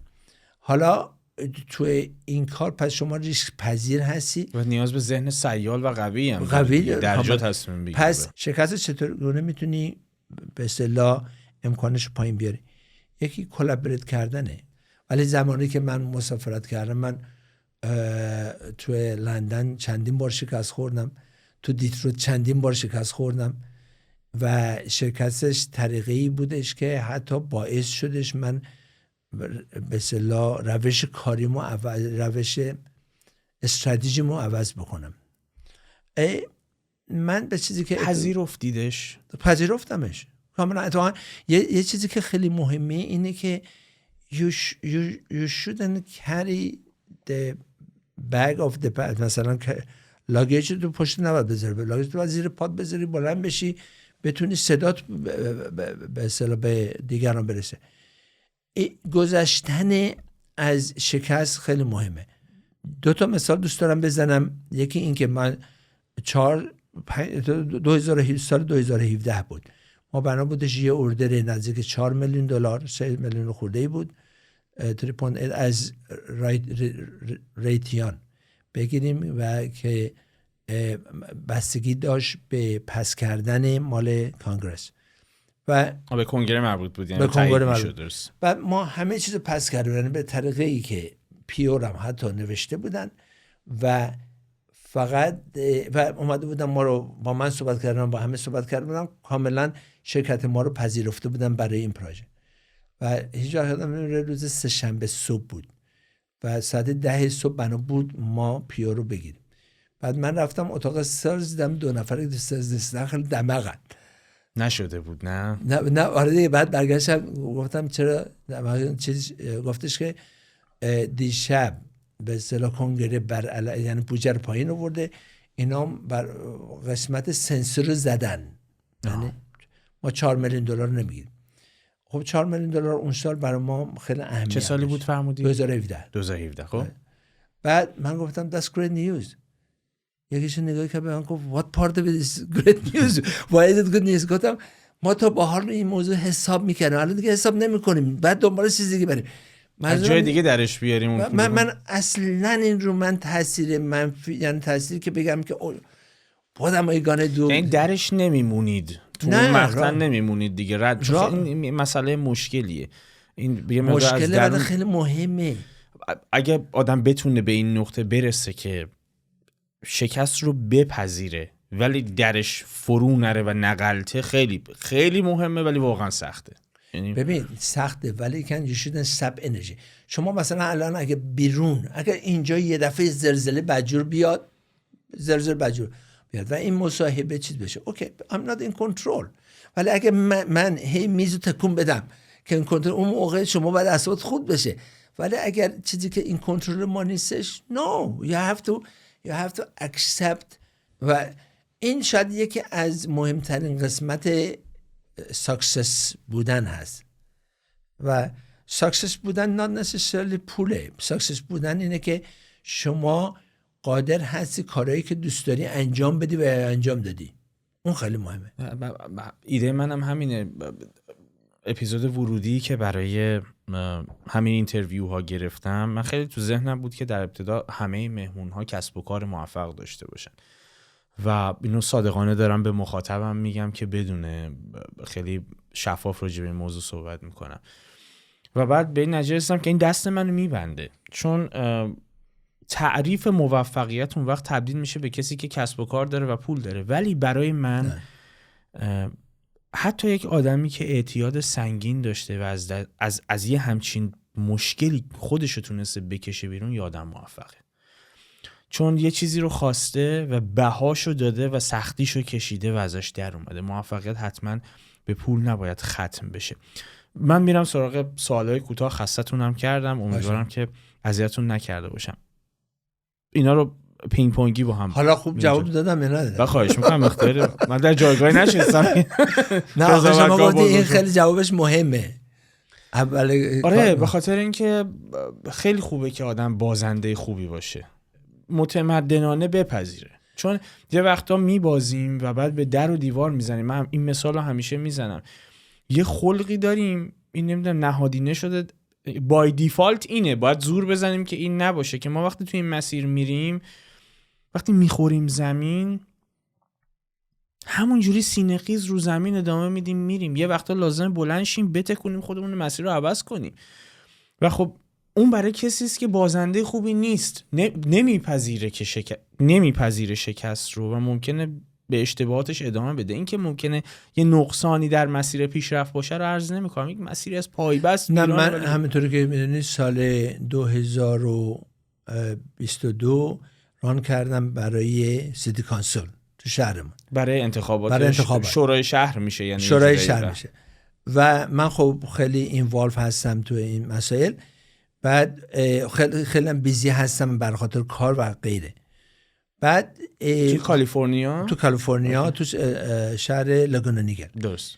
و قاطعانه فکر میکردم 100% برنده میشم، چون که سرمایه پشتش گذاشته بودم، اصلش کسی کمک نمیخواستم و خودم داشتم به اصطلاح ساپورتش میکردم و همه اقداماتم به طوری که و به نام به اسم جوادم رفته بودم. جواد. و با چه یعنی مطمئن بودم میبرم، یعنی هیچ شکی برام نبود.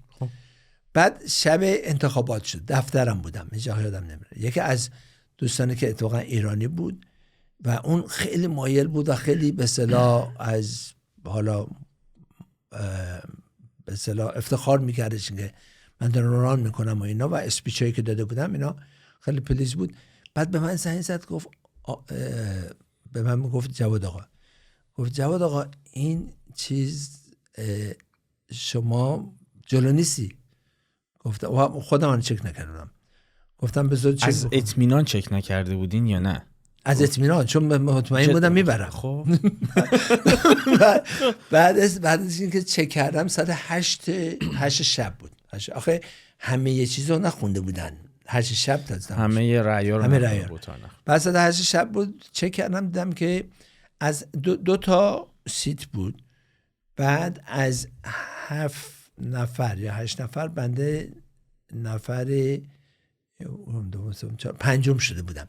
من 4200 رای آورده بودم از 10000 تا رای. 4200 رای. و نفر دوم چقدر بعد میاد؟ نفر دوم چقدر آورده بود؟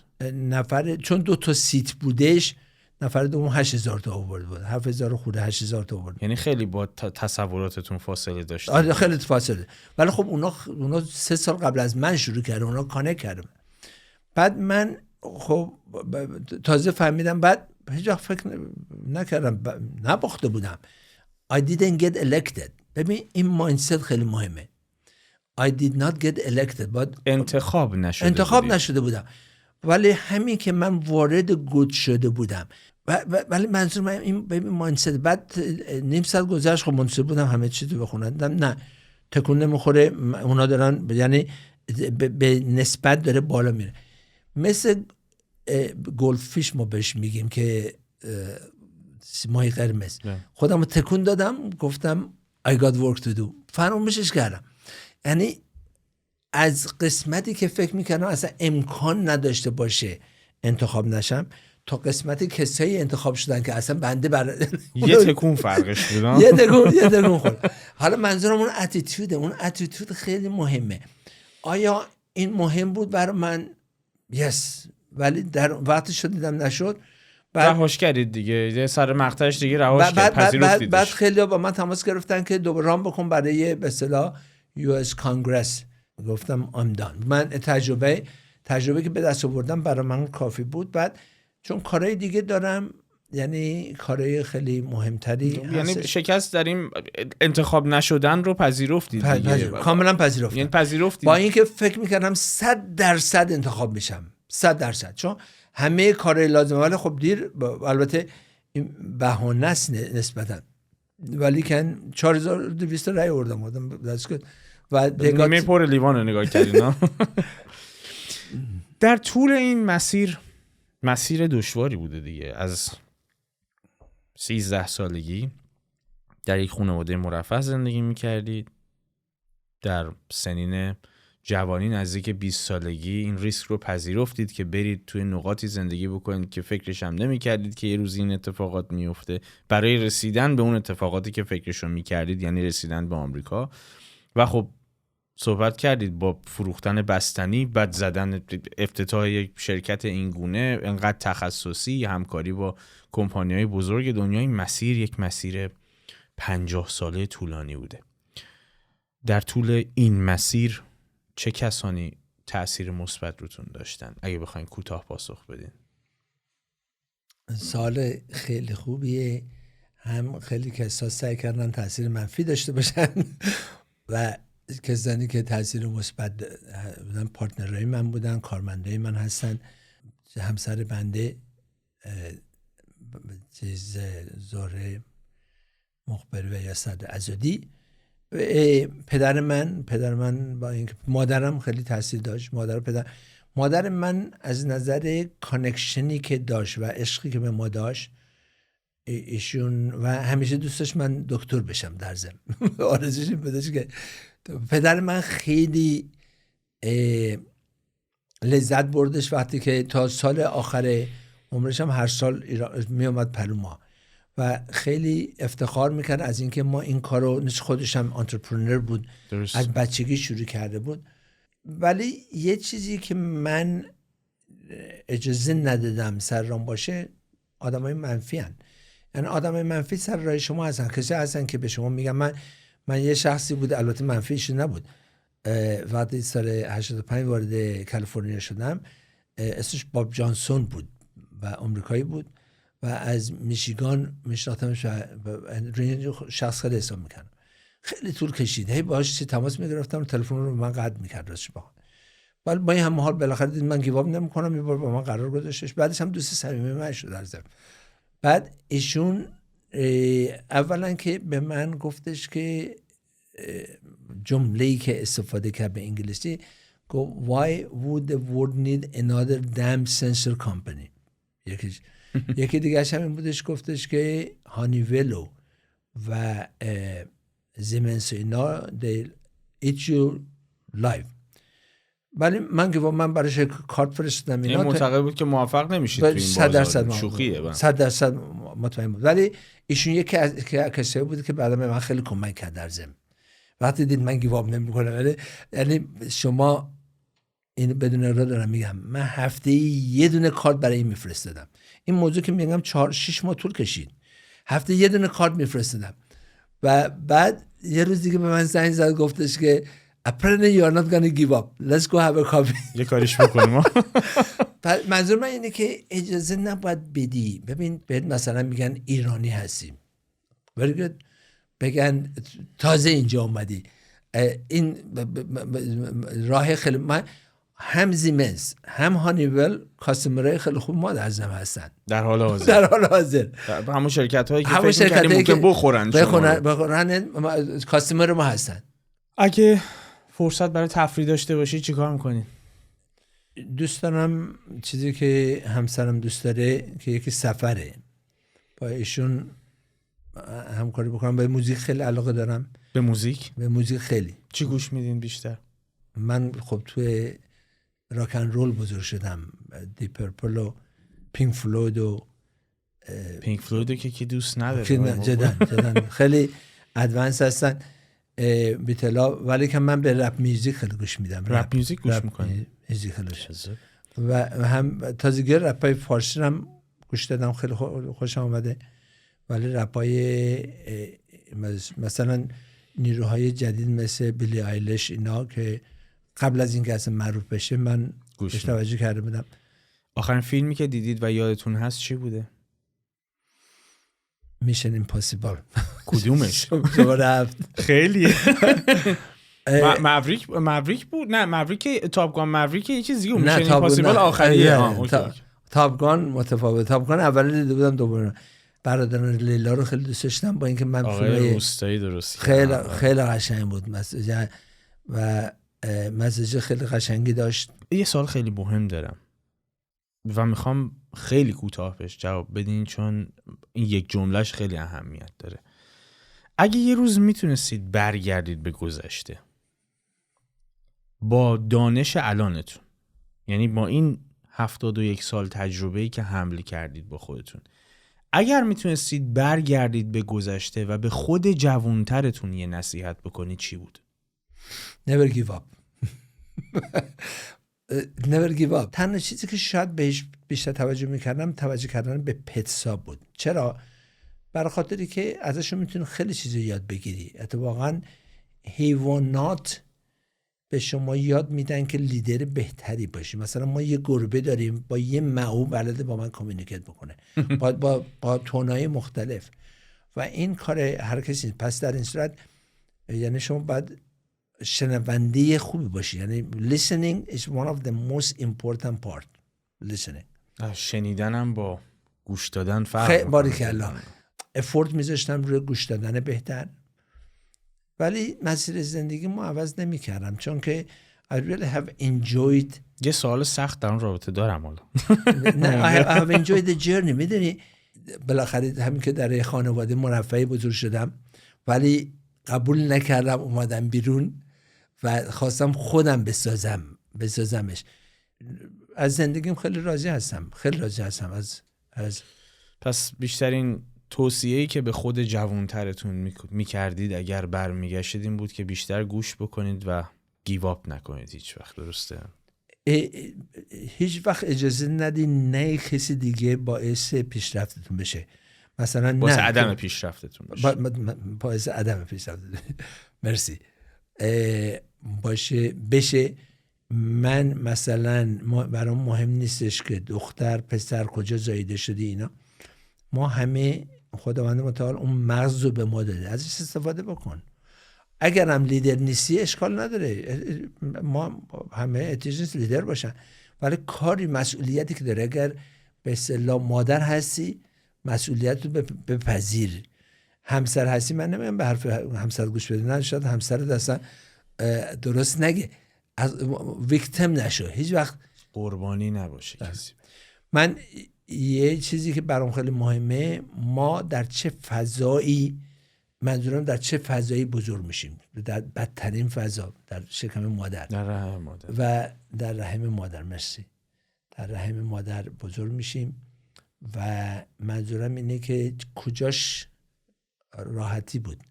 در قسمتی که طریقه تغذیه میشید، طریقه‌ای که اصلا 9 ماه در اونجا بایستی دووم بیاری، میا بیرون.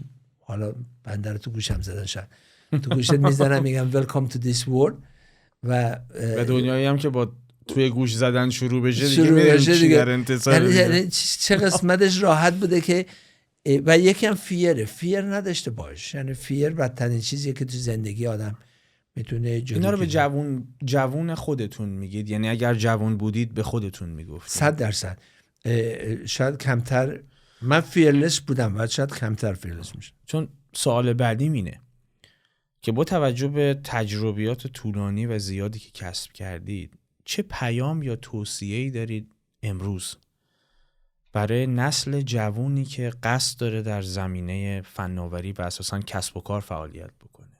الان توصیه شما، تا الان من پرسیدم اگر برمیگشتید به خودتون چه توصیه‌ای می‌کردید؟ خب من آشنایی بیشتر با آمریکا دارم و اپورتونیتی unbelievable زیاده. خیلی‌ها میترسن از این که AI یا مثلا هوش مصنوعی و یا چت جی پی تی خیلی کارا رو میگیره. شکی درش نیست، ولی بشر همیشه از زمانی که در غار بوده اومده بیرون و تونسته به اصطلاح این تکنولوژی رو به وجود بیاره. من فکر میکنم اعتقاد داشتم با اون مایند خود و اینوست بکن رو اون مایند. مثلا فرضاً این کامپیوتری که شما داری روش نگاه میکنی اگه بیا دور تا دورش هم طلا و غیره بذاری اونش تأسیسه، ولی اون پروسسورش اگه ایمپروو بکنه اون مهمه.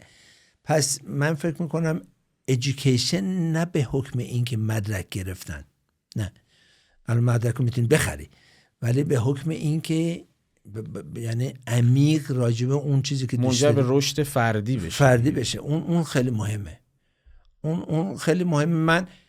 من شخصا شاید کمترین امکانات این که اچیومنتی که داشتم در بچگی در من میدیدن و یا امکان داشت. خیلی مریض حال بودم. من هر نوع چیزی، من وقتی خمیازه میکشیدم دهنمو نمیتونستم ببندم، قرف لاک میشد. ولی الان هیچ کدوم از اون پرابلم ها رو ندارم. و خیلی ها رو میبینیم که به اصطلاح با مشکلات خیلی بیشتری میشن. تو لایف نباید اجازه داد اونها جلوگیری از موفقیتت بکنن. استیون هاپکینز بله نمونه واضحشه دیگه. هنوز هم آرمان و هدفی دارید جلوی رویتون؟ 100%. برای آینده چیه اون هدف؟ من ایژوکیشن رو خیلی ساپورت میکنم. من توی آمریکا به اصطلاح کالج‌های مختلف و خیلی اعتقاد دارم بهشون که ساپورت میکنم. و آخرین سوال مشکلی هم هست، البته اگه دوست نداشتید میتونید پاسخ ندید بهش. آیا موقعیتی در زندگیتون به وجود اومده در گذشته، میتونه در اجتماع باشه، میتونه تو کسب و کارتون باشه، میتونه تو خانواده باشه، میتونه بین دوستانتون باشه، موقعیتی در گذشته‌تون به وجود اومده که امروز مایل باشید برگردید و جبرانش کنید؟ اومده، ولی آیا مایل هستم برگردم جبرانش کنم؟ نه. من عاشق موزیک هستم مثلا، ولی که مثلا منظورم پلی کردنه، گیتار فرزن. ولی آیا مایلم برگردم؟ نه، به هیچ عنوان. Unfortunately today's society or today's young generation they all think what is in there for me. اون اشتباه از دید من، شاید از دید من اشتباه. فرهنگ همین گونه جلو رفته که شاید از دید من اشتباه فکر میکنه. ولی مثلا what is it in there for me، نه، من اصلا به این اعتقاد ندارم what is in there for me. من الانه که 2 سنسور تو مارس دارم هیچ وقت فکرش نمی کردم که، ولی چون عشق و علاقه به اسپیس داشتم، الان فرضاً سیگنیچر دی ان تو مارس وجود داره. من از زندگیم به هیچ عنوان ناراضی نیستم و حس میکنم که یکی اتیتود خیلی مهم. من وقتی که از لندن می اومدم برم دترویت، توی باستون توقف داشتم و بعد اون موقع با پذیرش، البته این موضوع مال 1974 1974 بعد در باستون توقف داشتم، بعد میرفتم چمدونام ور میداشتم کانکشن میرفتم و اون موقع پنم بود، میرفتم دترویت. بعد وقتی که من چمدونامو برداشتم که از ایمیگریشن بعد تجسم بکنه، اون موقع هم ریش بلندی داشتم، همون بلندی داشتم و یک چیز که اینو پسر مادرم به من داده بود، یک کت گوسفند، یعنی دراز نقشدار، خیلی یعنی تابلو بودم تو چشم. بعد وقتی از گمرک بعد می اومدم چمدونام ور می داشتم میام بیرون که برم کانکت بکنم، 2 تا جنتلمن خیلی چیز من استاپ کردم، گفتن FBI پلیز فالو اس. حالا یعنی اولین قدم شما توی آمریکاش. بعد من رفتم، منو بردن توی یک هال توری، گوشه هال بادی سرچ هم کردن کاملا، توی لاگیجم گشتن، پاسپورتم اینا 17 دقیقه طول کشید در این حدودا. بعد به من پاسپورتمو دادن، گفتم ویلکام تو امریکا. من به همه میگم I was so privileged that I was greeted with the highest level of American government when I entered. منظورم اتیتوده. حالا من اونجا میتونستم کامپلین بکنم، به همه بگم واو چه بلایی سرم، نه اصلا اینطوری ندیدمش. پس اتیتود تو لایف خیلی مهمه. اتیتود تو لایف چگونه اترک میکنی، اون خیلی مهمه. زندگی مثل یک کتاب طولانیه برای من، هر فصلش هم حاوی درس و تجربیات متفاوتی است و من تشکر میکنم از شما که امروز بخشی از کتاب زندگیتون رو با ما به اشتراک گذاشتین و من که شیفته شنیدنش بودم، مطمئنم مخاطبانمون هم ازش استفاده کردن و درسی که میگیریم اینه که فکر کنم هیچ وقت دیر نیست و هر روز میتونیم یه شروع جدید داشته باشیم. 100%. خیلی سپاسگزارم از این تشکر از شما.